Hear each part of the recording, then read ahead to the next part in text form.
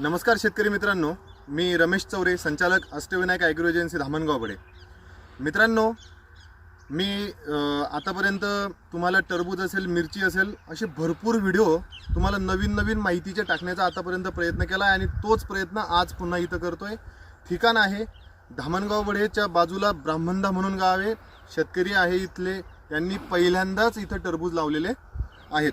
मित्रांनो, यावर्षी झालं असं, टरबुजामध्ये सगळ्यात मोठी अडचण ही होती की यावर्षी थंडीचं प्रमाण जरा जास्त राहिलं. थंडीमुळे झालं काय, ज्या टायमाला टेम्परेचर 7, 8, 9, 10 पर्यंत राहिलं तर टरबुजामध्ये पिकांना मुळांद्वारे खतं उचलायला सगळ्यात मोठी अडचण आली. त्यामध्ये फॉस्फरस असेल, कॅल्शियम असेल, बोरान असेल, झिंक असेल, ब्ला भरपूर असे न्यूट्रिशन होते की जे पिकांना अपटेक करता आले नाही. आणि त्यामुळेच पूर्ण जो टरबुजाचा पट्टा आहे आपल्याकडचा, जामनेर असेल, जळगाव जिल्हा असेल, कुठेही असेल, तर त्यांना सेटिंग झालेली नाही. आणि याच अडचणींवरती काम करत असताना माझे मित्र आहेत जामनेर तालुक्यात. त्यांचं जामनेरमध्ये कृषी केंद्र आहे, गोविंद पाटील नाव त्यांचं. तिथं त्यांचं कृषी केंद्र आहे. त्यांनी मला काही सल्ला दिला आणि आमचे जुने मित्र होते, आमचे गुरु होते विवेक नारखेडे साहेब. ते आम्हाला काही गोष्टी, काही टिप्स देऊन गेले होते आणि त्या टिप्स प्लस गोविंद पाटील साहेबांचं मार्गदर्शन घेऊन या प्लॉटमध्ये आम्ही सेटिंग एक नंबर करून दाखवलेली आहे. पहिली सेटिंग यांची ड्रॉप गेली, पण दुसरी आणि तिसरी सेटिंग आम्ही खतरनाक पकडली. खतरनाक इतकी पकडली की इथं प्रत्येक 1 फुटावरती 1 फळ तुम्हाला दिसणार आहे. तुम्ही सडाचा सडा पडलेला बघताय. 2 किलो 3 किलो साईज, आज या मळ्यामध्ये 4 किलोपर्यंत पण साईज तुम्हाला बघायला भेटत आहे. हा माझा शब्दातला झालं, पण तुम्ही शेतकऱ्यांच्या शब्दातून पण त्या गोष्टीचा आपला अनुभव ते साझा करतील, ते सांगतील. शेतकरी आहेत आपले. नमस्कार. नमस्कार. तुमचं एकदा सगळे शेतकऱ्यांना नाव सांगा. माझं नाव ज्ञानेश्वर बाबुराव शिंदे, राहणार ब्राह्मणदा. तुमचा मोबाईल नंबर एकदा सांगा. Mobile number 86 98 68 13 98. बरं, तुमचं आता इथं क्षेत्र किती आहे? क्षेत्र माझं 1.5 एकर आहे. 1.5 एकर आपले टरबूज. टरबूज. बरं, तुमची लागवड कधीची आहे? 30 ऑक्टोबर. विसरले मित्रांनो. लोड एवढा टरबुजाचा की ते तारखाही विसरू शकतात, हरकत नाही. बरं, मग मला सांगा, तुमच्या लागवडीनंतर तुमचे थंडीचा जो त्रास तुम्हाला होता की नव्हता? होता. काय वाटत होतं तुम्हाला? काऊन की त्याला मालच लागत नव्हता. लागत नव्हता? नाही. बरं, मग तुमच्या शेतात लागत नव्हता की आजूबाजूला तुमचे आणखी टरबुजाचे मळे आहेत त्यांनाही लागत नव्हतं? समोर बी माझ्या आपल्या भावाचेच आहे. मित्रांनो, ह्या मळ्याच्याच मागे एक मळा आहे, दाखव तिकडे. पण समोर जो मळा आहे तो मक्याच्या शेजारचा, त्या मळ्यामध्ये सुद्धा हीच अडचण आली होती. त्यांनी खतांचं नियोजन आपल्याला सोडून इतर ठिकाणी सुरू केली. इकडे त्यांचं असं झालं की आपण इथं दुसरी सेटिंग पकडली, त्यांच्या 6 सेटिंग ड्रॉप गेल्या. ड्रॉप जाण्याचं कारण तेच आहे, थंडी होती. Calcium, boron, zinc, phosphorus. आता फॉस्फरसचा असा विषय की तुम्हाला ऑक्साईडच्या ग्रेड असतील किंवा इतर ज्या ग्रेड आहेत ज्या थंडीमध्ये सुद्धा अपटेक करतात, त्याच ग्रेड इथं वापराव्या लागतात. जर वेल मस्तीवर जात असेल त्यासाठी पण तुम्हाला काही स्पेशल फॉर्म्युले आहेत, ते वापरावे लागतात. तर सेटिंगची तुम्हाला अडचण आली, मग सेटिंगची अडचण आल्यामुळे मग मी आमच्याकडे आले, तुमच्याकडे गेलो. अच्छा, आपली ट्रीटमेंटच सुरू होती. तर मित्रांनो, तुम्हाला सांगतो, सेटिंगची अडचण आल्यानंतर जसं मी तुम्हाला सांगितलं, थंडी या वर्षी थंडी सोडून दुसरी अडचणच नव्हती काहीच. कारण लगातार 2 महिने फक्त लगातार थंडी हीच एकमेव कारण होतं. तुम्हाला याला वेलांना चिरा जात होत्या. त्यासाठी आम्ही काय केलं, तर थंडीमध्ये स्पेशल रिकमेंडेड असं जे फॉस्फरस आहे, पॉलिफॉस्फेट, ते महाफीड कंपनीचा न्यूट्रीफॉस नावाने येतं.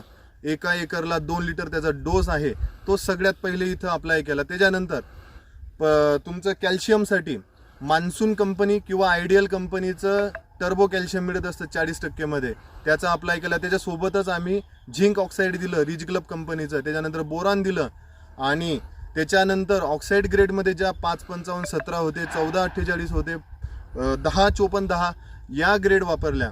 आणि या ग्रेड अशा आहेत ज्या थंडीमध्ये सुद्धा पिकांना सहज अपटेक होत असतात.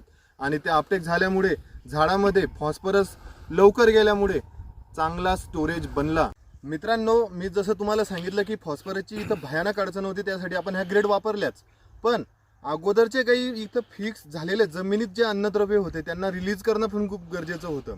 आणि ते जर रिलीज झाले आणि झाडांना जर सहज जर उपलब्ध झाले तर खूप मोठा सोर्स आपल्याला इथे भेटणार होता. आणि त्याच्यासाठी मी काय केलं, काहीच नाही, आयडियल कंपनीचं व्हेजिबूम नावाचा एक कांबो किट मिळत असतो, बॅक्टेरियाचा किट असतो लिक्विडमध्ये. त्याच्यामध्ये मायक्रोरायझा असेल, तुमचं झिंकचे बॅक्टेरिया असतील, KMB बॅक्टेरिया असतील, त्याच्यामध्ये PSB बॅक्टेरिया असतील, नायट्रोजनचे बॅक्टेरिया असतील किंवा NPK कांसो असेल.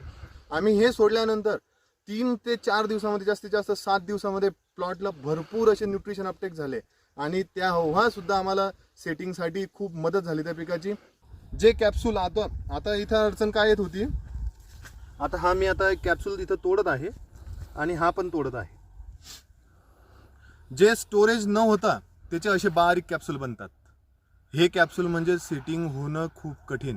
पण ज्यांना सेटिंग अशी आहे, या जो कॅप्सूल आहे सेटिंगच्या टायमाचा, हा कॅप्सूल जर आला तर सेटिंग होत असते. आणि हे होण्याचं काम म्हणजे स्टोरेज जे करतो झाडामध्ये, न्यूट्रिशन जो बॅलन्स बनतो तो बनतो फक्त फॉस्फरस आणि कॅल्शियम झिंक बोरांमुळे. आणि तो अपटेक होणं गरजेचं आहे. आणि आपण तेच काम केलं, दुसरं काम इथं केलं नाही.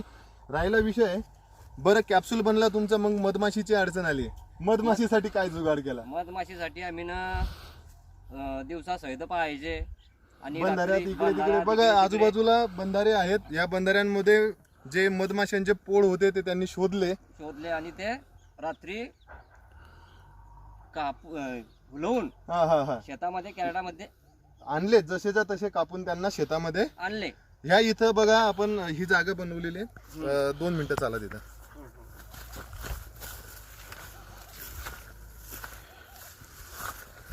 कुठून मधमाशी पेटी आणली नाही, आवश्यकता पण नाही. ज्या निसर्गातल्या मधमाशा होत्या त्याच मधमाशा रात्री शांत वेळी आरामशीर त्यांना सहज आणल्या. इथं कॅरेट ठेवलेला आहे आतमध्ये, कॅरेटमध्ये त्यांना ठेवलं आणि वरतून त्यांना एक अडचण तयार करून दिली. आणि याच निसर्गातल्या मधमाशांनी आमची सुंदर अशी सेटिंग करून देण्याचं काम सुद्धा केलंच. पण सोबत रिस्क नको म्हणून पाटील बायोटेक कंपनीचं क्वीन बी याची सुद्धा आम्ही इथं फवारणी घेतली होती, जेणेकरून शेतात असलेल्या मधमाशा इतर ठिकाणी जाणार नाही. सहज सोबत आम्ही मोहरीची पण लागवड इथं केलेलीच होती, त्याचा पण आम्हाला बऱ्यापैकी फायदा झाला. तर मित्रांनो, टरबूज अशी सेटिंग आहे ती कोणी पण करू शकत नाही.